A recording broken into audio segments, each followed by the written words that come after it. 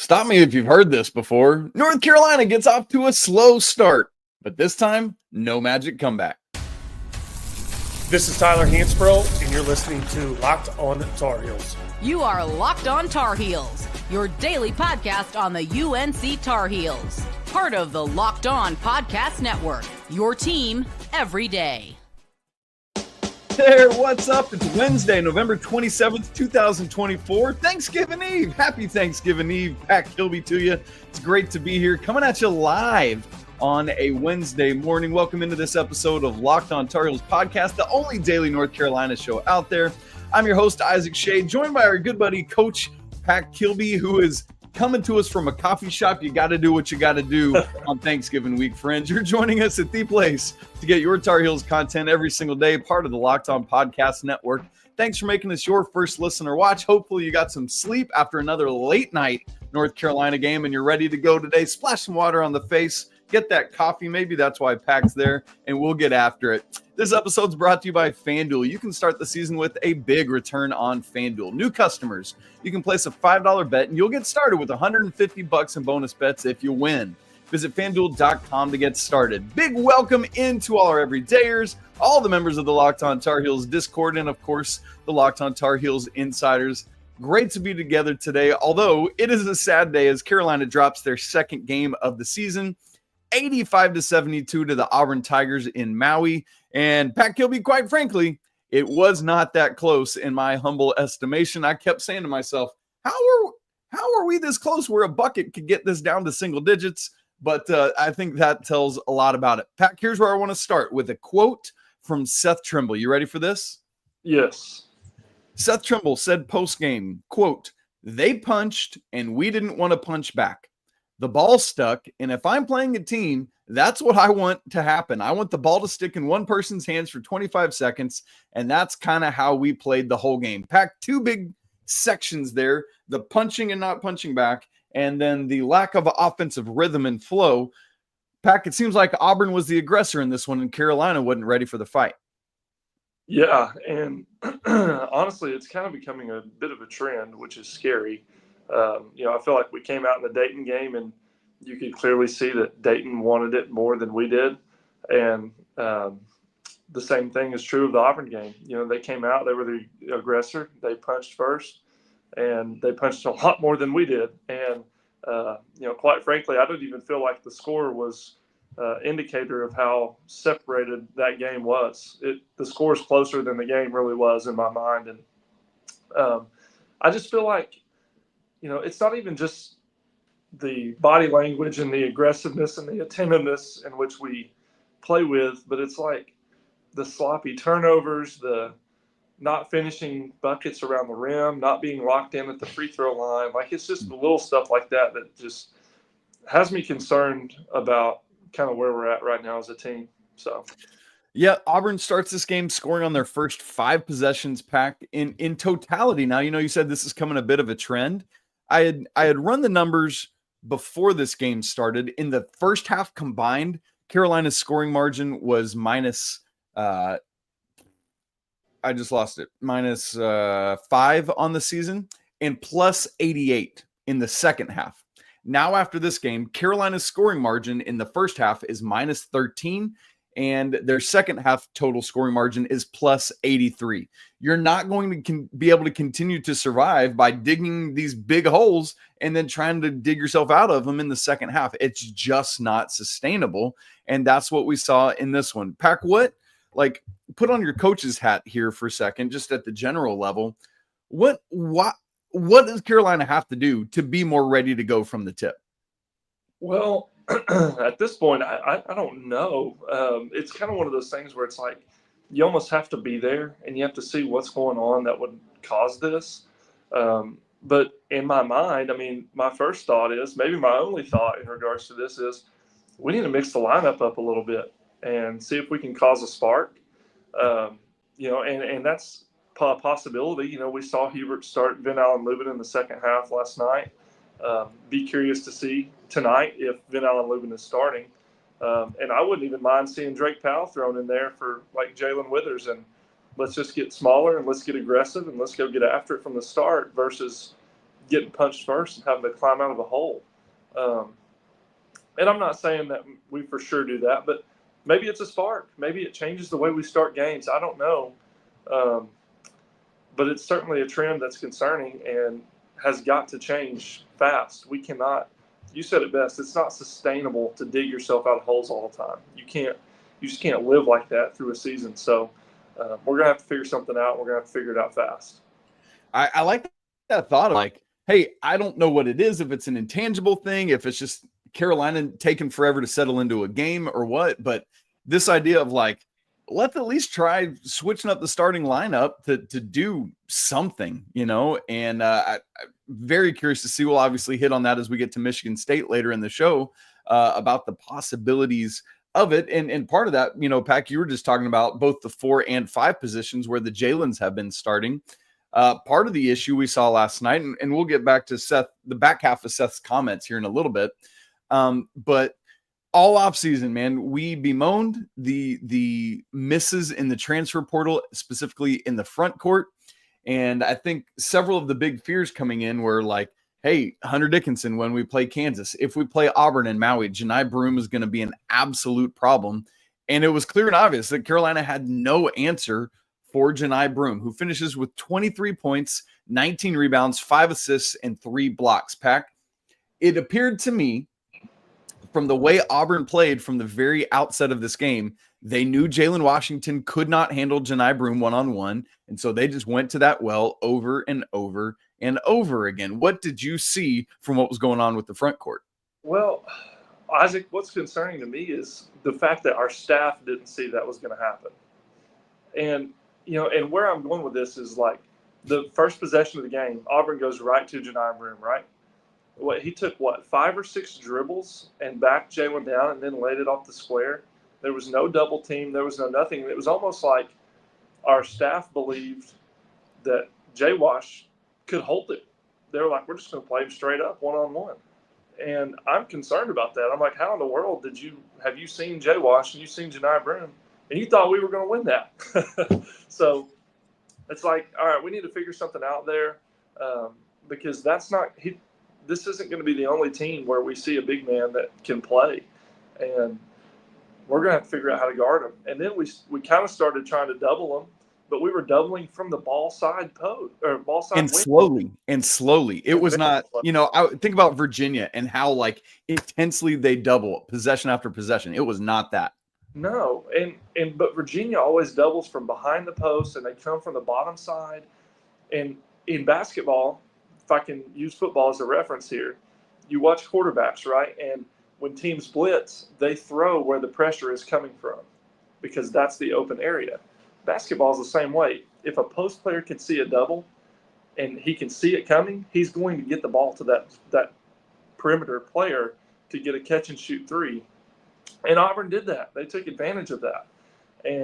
And even if they weren't shooting off of it, we were scrambling to recover, and they were taking advantage of the advantage we gave them. And so we're just going to have to figure something out in regards to that because I don't think when it comes to Johni Broome's and Hunter Dickinson's and the big-time post players that we're going to have to defend to play in a Final Four. We're going to have to find a way to guard them. And right now, the way we've approached it it's concerning. Yeah.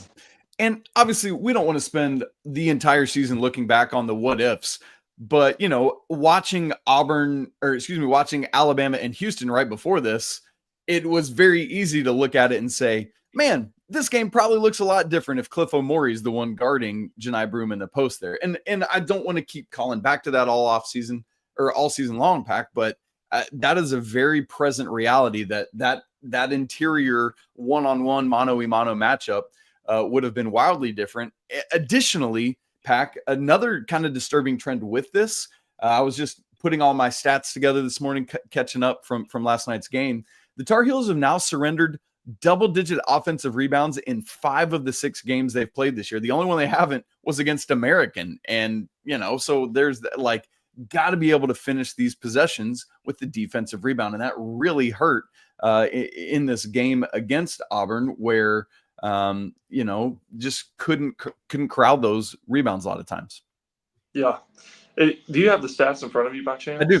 Yep. What were the second chance points that we gave up? Second chance points in this game. It was actually closer than I thought it was going to be. It was 12-12 between the two teams. Oh, wow. I know that shocked me. It did not feel that way. No, it did not. It felt like an absolute butt whooping on the glass. And that's what I was going to point out was just, the little things and how they add up, like giving up the offensive rebounds. I didn't feel like we were real efficient from the free throw line last night. We missed some bumps. And all of a sudden, the 13-point loss turns into a nail biter, if we just do the little things right. But it's just it's early, So if we're looking for some silver lining, we've got a bunch of dudes in new places playing new roles. We're trying to figure things out. And Auburn is a very good basketball team. So there's lots of time left to fix kind of what we got going on. That's very well said, Pack. We are 6 games into this season. We're figuring out with a new look Tar Heels what the new look Tar Heels look like and how they play and come together. It's going to be incumbent on the coaching staff to continue to figure that out, but I feel that they should be able to do that. This is a learning lesson that everyone is trying to figure out right now.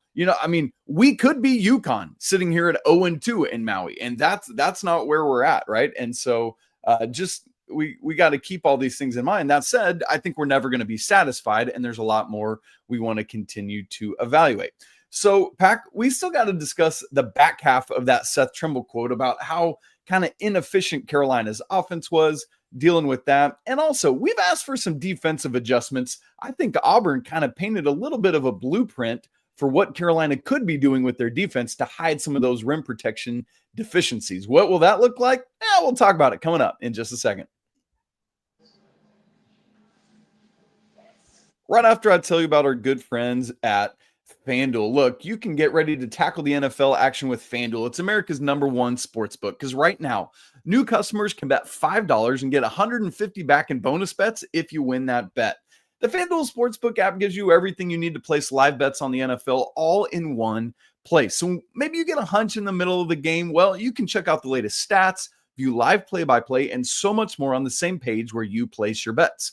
Tonight's game against Michigan State, Tar Heels favored right now. The line is 5.5.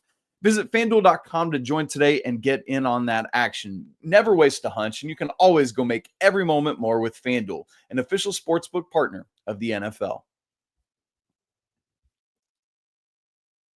All right, Pack, you are asking to see these stats. Let me go ahead and pull them up for those watching in real time on YouTube, and we can continue our conversation. I do want to get back to the back half of that Seth Trimble quote because I think it was interesting. We've talked so much about Carolina's offense and how good and efficient they have been, and even without this, even with this game, they are still 6th in the nation in offensive efficiency. So, Pack, I don't think there are major concerning problems. Sometimes, it felt like the gas ran out a little bit last night. Seth Trimble felt like he just wasn't as efficient in the open court as he often is. But he said the ball stuck. And if I'm playing a team that I would want that to happen, I'd want the ball to stick in one person's hands for 25 seconds. And that's kind of how we played this whole game. Pack, what do you notice as you think about that quote? Well, I'm going to go back to the Dayton game a little bit. And I noticed that Dayton kind of laid a game plan out defensively where they were in the passing lanes a ton, right? They were denying, they were forcing us out of kind of what we did. And Auburn kind of took that game plan and ran with it last night. And we had a couple turnovers that way. Early in the game, Jay Wash caught it and he just went to swing the ball and it went right out of bounds because they were right in our passing lane and the Carolina player was back cutting. And I just think sometimes our guards get pushed out of what we do and then they start to try to create on their own. And it gets, I don't want to use the word selfish because I don't think they're trying to be selfish. I think they're trying to make a play happen. And we get really stuck with dribbling and just trying to create tough shots for ourselves. We saw that some even from RJ last night. He was settling for some quick, tough shots. Ian settled for some quick, tough shots. Even Seth did at times. And so we're going to have to figure out a way. Teams are going to pressure us. Which I didn't actually think going into the season that would happen because our backcourt is so good. But now I see they're trying to take advantage of of our size and trying to get up and be physical with us and push us out of what we do. And honestly, it's been successful to this point. And so we're going to have to figure out a way to execute, share the basketball, and do what we do offensively with paint touches and ball movement and things of that nature. Because quite frankly, I mean, we still have a loaded schedule ahead of us, and the ACC is going to be as physical as ever. And so we're going to have to learn how to handle those things and still be able to do what we do. And so far, we've just been pushed out of that. Yeah. I mean, I think it's easy to look at Ian Jackson last night because so many of them were pretty obvious, right? Like the not swinging the ball over to Drake in the corner, the Johni Broome gets an offensive rebound and Ian just leaves him alone and Broome buries a three, right? There were some of those where it was more obvious with Ian, but I, as you said, there were multiple times when I think guys felt the pressure of like, I've got to be the one to make a play rather than we've got to be the one to make these plays together. And that's what's going to allow this Carolina offense to continue to be as efficient as it is, Pack. And so I'm really grateful for your thoughts there. But I mean, they're just like Carolina was 11 of 23 on layups, man. Like just even some of that stuff, like you were talking about earlier, that makes you make 15 of 23 instead of 11-23. That makes this a 5-point game. And that's wildly different than what it was. And so like in some weird way, that's almost encouraging to me. Like as bad as the Tar Heels played, they weren't that far away from being in this game down the stretch, right? Like once again, they did make a push, got it really tight, got as close as 2 or 3 as the game wore on after Auburn's initial big push, but it just didn't ultimately happen. Pack, one of the things that we've got to start asking, like, you know, maybe it's time for me to put my hand up and say I was dead wrong about Cade Tyson because I was a Cade Tyson apologist. I'm not worried. But my goodness, literally didn't play in the first half of this game. Finishes playing just 1 minute in the game, missed in that time, missed 2 free throws, and then gave up an and one on the other side. Pack, what do we do with Cade right now? What are your thoughts as a coach? How would you handle it? Well, I don't know. Here's the thing is Cade's got to be the one to handle it. And you know, I feel like coach has given him some opportunities. And then the Kansas game, he comes in, he botches a defensive assignment, he comes right out and he sits his butt on the bench. And, last night he comes in, the Dayton game, he comes in, he airballs a 3 by about 4 feet long. And it's like, all right, you didn't really contribute much. Last night he comes in, misses his free throws and gives up an and one on the other end. And it's like, Cade, man, you gotta give coach a reason to play you at some point, you know? And I'm concerned too, because I was all in on him. And it's like, hey, we brought you here to be a shooter. And I thought he was going to be kind of like a Brady or even maybe a Cormac, somebody that could fill it up.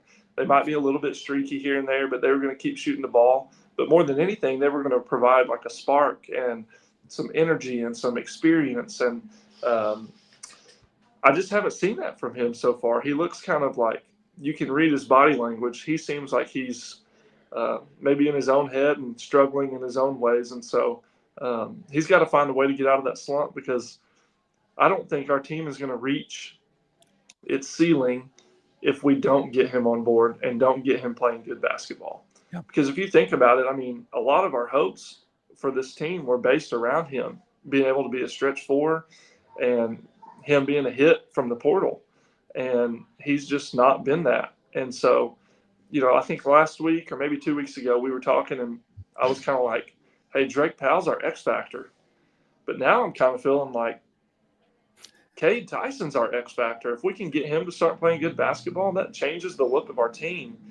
And so we've just got to find a way to get him involved and get him to contribute. If not, I'm going to be pretty concerned about that miss in the portal.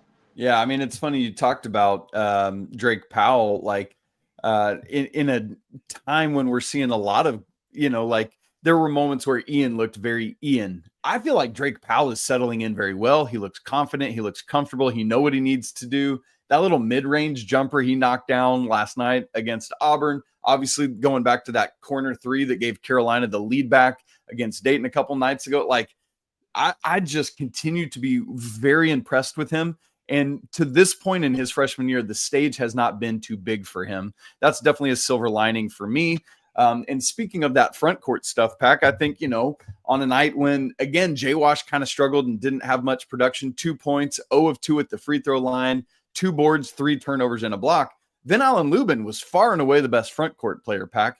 1 rebound shy of a double-double, 10 points, 9 boards, 4 of 6 from the field, 2 of 2 at the free throw line.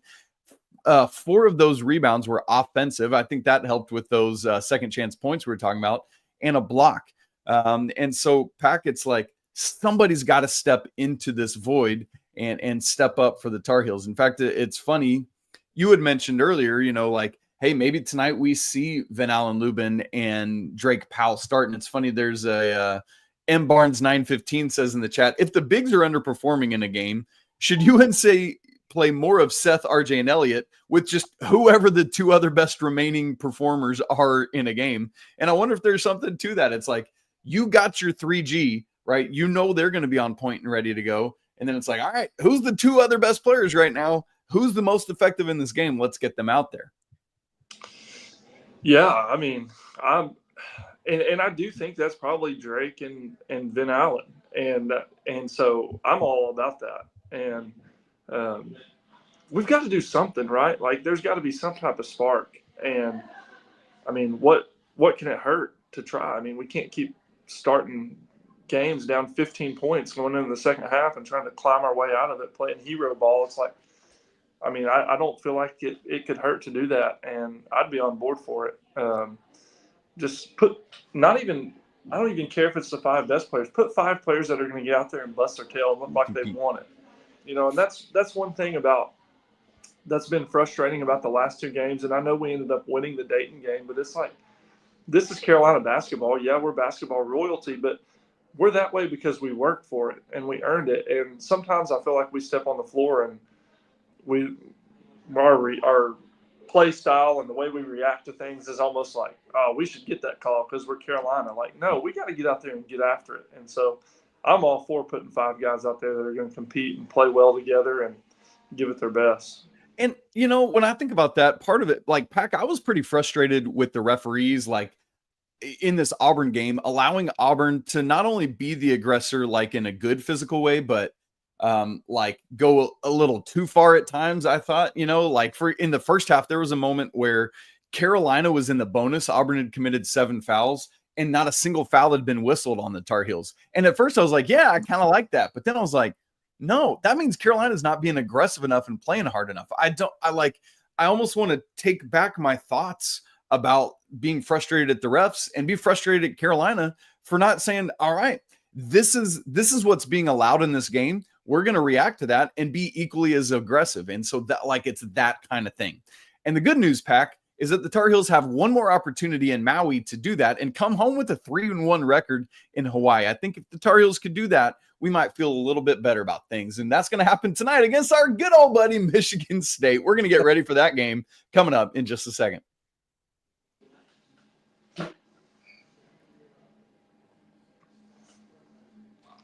All right, North Carolina playing Michigan State in the 3rd place game of Maui Invitational tonight. Thankfully, it's not quite as late, at least 9:30 p.m. Eastern time on ESPN2. And Pack, I guess the good news is Carolina typically plays very well against Michigan State, has handled their business against them as recently, obviously, as last year in the 2nd round of the tournament. I feel like I do remember Carolina getting embarrassed by Michigan State in the MTE sometime within the past decade or decade and a half. I can't place the game specifically. But, Pack, I think, we're going to talk some about Michigan State, what we're looking for, some other things. If Carolina does win this game tonight, to me, it obviously does not erase losing to Auburn. It does not erase the slow starts and some of the other deficiencies we've seen. But I feel like if Carolina wins this game, you've got to feel good about going 3-1 in the state of Hawaii on this trip. Yeah, absolutely. And there's a lot of, you come out of it 3-1, but you also come out of it having learned a lot about your team. and where you need to go from there and where you need to grow from there. And so, and if we can learn and go 3-1, then that's great. And we'll take that. Obviously, we'd like to have come out of it 4-0 and Maui champs, because that's tended to bode well. It guarantees the Final Four. Yeah. But nonetheless, we've learned a lot about our team, and it's going to be, great for us moving forward to have learned what we've learned. And so, and you pick up 2 quality wins. Hawaii was a good win, but that's a true road game. Yeah, absolutely. Yeah. But to beat Dayton is a good team, y'all. Don't let their 0-2 record in Maui fool y'all. They can play, and they're going to be good. They're going to be in the tournament. I have no doubt about that. So that was a good win. And then, if we're able to beat Michigan State, that's 2 quality wins right there that I feel good about. And like I said, we will have learned a lot about our team in the process. So you take that 10 out of 10 times. Yeah, and then you go home and you've got a week to process and unpack things and get ready for hosting Alabama next Wednesday, a week from today, actually, who beat Houston out of the gym last night. And so, not out of the gym, it was a lot closer than that. It was an overtime game. I'm sorry, I shouldn't express it that way. That didn't make any sense. But still, going to be a big-time matchup, trying to get some revenge for that Sweet 16 game.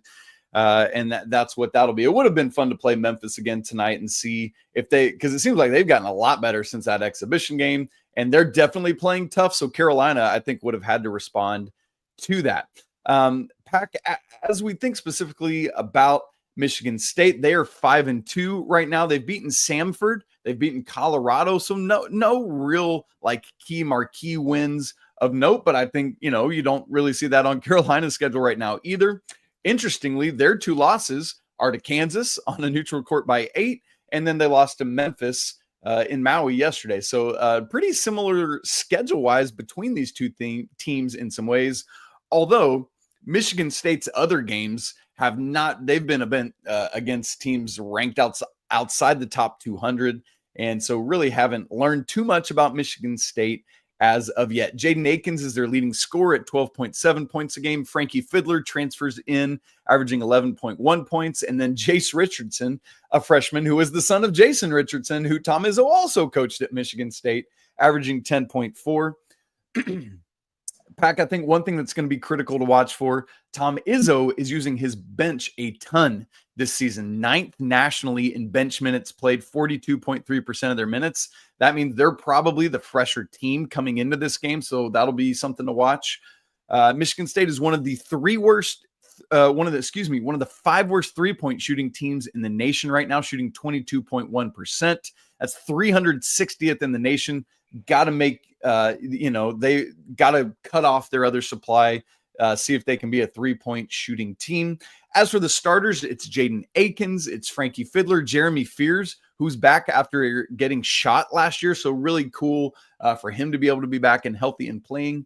Another transfer in Simon Zapala, starting in the post, and then a mix of Jackson Kohler and Xavier Booker have been their other starters. So that's just a little bit of a Michigan State primer. But Pat, I think this is a moment where, yes, there's a couple things we just talked about that you got to see doing against Michigan State, right? Like trying to be fresh because they're going to play their bench, not being a great 3-point shooting team. But that said, we're watching for what Carolina is doing because, frankly, there are a lot of things we need to see from the Tar Heels. What are you watching for to see if it'll happen tonight?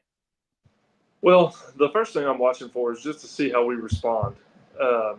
Can we come out and get off to a decent start? Can we jump on somebody as opposed to being jumped on? Watching to see, if there's some lineup changes. I'll tell you one big thing I would love to see tonight, especially given Michigan State's shooting ability. I would love to see us fix in some zone defense. Yes. And just see what we can do out of it. Limit paint touches, kind of choke the middle of the floor out and force these guys to hit some tough shots. And just give someone a different look. We've not been guarding very well defensively in the half court, man-to-man. And there are size mismatches all over the court. So let's mix it up. Let's keep people on their toes. Let's turn them into thinkers as opposed to just dudes coming down the floor knowing what to expect and playing ball. So I'd love to see that. And then I look to see how Jalen Washington kind of responds, I Mm-hmm. think he's got to respond and show us kind of a little bit about who he is and if he's ready to take care of business or not. Obviously, yesterday was not his day, and he struggled. So seeing him bounce back and have a good game would be good for him, be good for our team. And so those are kind of some things I'm keeping my eye on. But, there's nothing like running into Tom Izzo when Carolina needs a win most. So we need to go take care of business. Would you start? You talked about it earlier. Would, like, cards on the table, would you start Jalen Washington tonight? No, I wouldn't. And that's kind of why I want to see how he responds to that. Like, Vin Allen Lubin outplayed him. And Vin Allen Lubin, quite frankly, is just stronger and a better rebounder at the very least. And so that makes me feel more comfortable having him on the court. But sometimes, like, when I put myself in like a player's shoes, sometimes you do need a wake-up call. You need to get set on the bench and get a fire lit in your hind end and see if you can go out there and make some plays, and I don't think that could hurt Carolina one bit, because and that shows your true colors. How are you going to respond to that? Are you going to pout, or are you going to get out there and make plays happen? And so I probably wouldn't start him, and I would love to see how he responds to that if we don't. I also want to go back to what you said about defense, Pack, because part of what makes this Carolina offense as potent as it is when the defense is clicking, because that defense is what ignites the offense and makes it what it can be. And so, a big part of it is the defensive connectivity. We've talked a lot about and heard a lot about from Coach Davis, the defensive communication and the lack thereof. So we need to see more than that. It's so funny. I know Coach Rob had talked a lot about this offseason, wanting to see, this is our Coach Bill Robinson, not like Coach Steve Robinson that used to be on staff, talked a lot about, like, man, I would like to see, because of Carolina's lack of a true rim protector, like, you got to mix things up defensively. And what's funny is Auburn last night did exactly what we've been talking about wanting to see from the Tar Heels. They went 1-3-1 a couple times. They mixed in a couple other possessions of zone at tricky moments. And I think what that does is North Carolina has some of these defensive deficiencies that I think could be hidden by throwing in some different defensive looks to at least cause the opposition to have to stop and process and digest a little bit, rather than just being able to keep coming downhill and doing whatever. And so, varying defensive looks in that way is exactly what I want to see from the Tar Heels. So I love that you talking about that, Pack. Like, let's wrinkle in some zone tonight and see if that could be something that helps. Go ahead. I'm surprised that Hubert hasn't been more open to doing that. Because he played for Dean Smith, and Dean Smith he had the man, and he ran the point zone. And that point zone could be tricky at times and would throw teams for a loop. And I'm surprised he hasn't tried to do something like that. I would love to see us do that. It's like you said, sometimes, when you just can knock people out of their comfort zone just a little bit and turn them into people who have to think versus they know what to expect and they can just go play off of it. That makes a huge difference. And so I'm with you. I mean, I think it would be really good for us to see us run some zone today. All right. We also got to see, can Carolina get off to, like, they don't even have to get a start that gives them an advantage. You just can't fall behind by double digits right out of the gate. So they got to be ready to go, especially because if indeed Carolina's tanks are less full than Michigan State's are, then they're going to need some cushion to be able to hold on and be ready to go late, because that the coaching staff's going to continue to depend on and rely upon the 3G guys. And so that's going to be important, especially knowing that you don't play again for a week. It's like, all right, boys, we need everything you got. And that's going to mean playing tougher. And a big part of that, Pack, that I also want to see is I love Seth Trimble showing this leadership in his comments post-game last night. But now the key is, Pack, this as a coach. What do you have to do as a player when you go out and make comments like that? You've got to be the vocal leader. You've got to back it up. You got to step up and put your money where your mouth is. Pack, what do you want to see from Seth Trimble to follow up those comments? Man, I just want to see him do what he's been doing, because and that's the thing. Like, when I watch Seth, he's, especially the last two games, he's one of the few players I felt like I can tell that he wants this. He's competing. He's flying around. Even when he does something poor offensively, he's sprinting back to make up for it on defense. Like, he is truly engaged and locked in. So if he can continue to do that and lead by example, then I have no problem with his words and calling them out and seeing if it can light a spark in his team. And I'm all about that. And the thing is, sometimes, like from a coach's perspective, it's better to come from a player. A player-led team is always better than a coach-led team. Because, the coach can want it all day long. You can't pull it out of your players. They've got to be the ones to do that. And seeing kind of Seth take this initiative is really good. And I'm excited to see not only how he responds to it, but if his team will back him up in that process too. Yeah, because I also, what I appreciated about it is it wasn't like, sometimes you hear a player do that and it's like in a negative way, like pointing fingers and not taking blame. I thought the things he said were very appropriate. It wasn't throwing teammates under the bus, but calling everyone to a higher standard. And I thought it was great. And also, dude, I have been the smoothness and ease with which he can get to the rim at will is, and how he soars to do so, like Packett. I love it, man. It's a thing of beauty, but just got, like, again, I think he got tired last night. We saw him miss those 2 free throws late. We just haven't seen that from him. Miss a couple bunnies in transition, but I think the guys will come together and we got to see it happen. I see you got something. Go. Yeah, I got a question for you. I was talking about this. Brady Manning's high school coach, Coach Rochelle, he came and watched the game with me last night. And so we haven't even talked about this. So listeners, I'm throwing this at Isaac randomly. Take the past out. So not anything that RJ's done in the past, but right now. Is Seth Trimble the best player on North Carolina's basketball team? Yes, I think so. Isn't that crazy to think about? I think so too. If you just sat down to watch, like if you had watched North Carolina's 6 basketball games this year with no historical context, I don't see how you could not say, and in fact, to this point, outside of, RJ has had kind of helping Carolina late against Elon, a couple moments against Kansas, and obviously the big time showing against Dayton. Like, I could also argue for Elliott above him in some way. Like in Maui, I don't think that Elliott's been at his best, and I think that RJ's been better than Elliott in Maui. But there's a legit argument there. But I don't think you could say that anyone other than Seth Trimble has been Carolina's best player to this point. I totally agree, and that's a compliment to Seth. I mean. Yes, that's not a dig at RJ or Elliott. Yeah. I mean, and just what growth he's had over the offseason. That sophomore to junior jump for him has been just phenomenal, and he's earned it. I mean, he's earned every bit of it, and it is a huge win for us to get him back from the portal. Can you imagine where we'd be right now without him? It's like it's one of the bigger jumps I think I've ever seen a player make, and it's not like he was bad before, but he went from being a role guy to being the guy right now.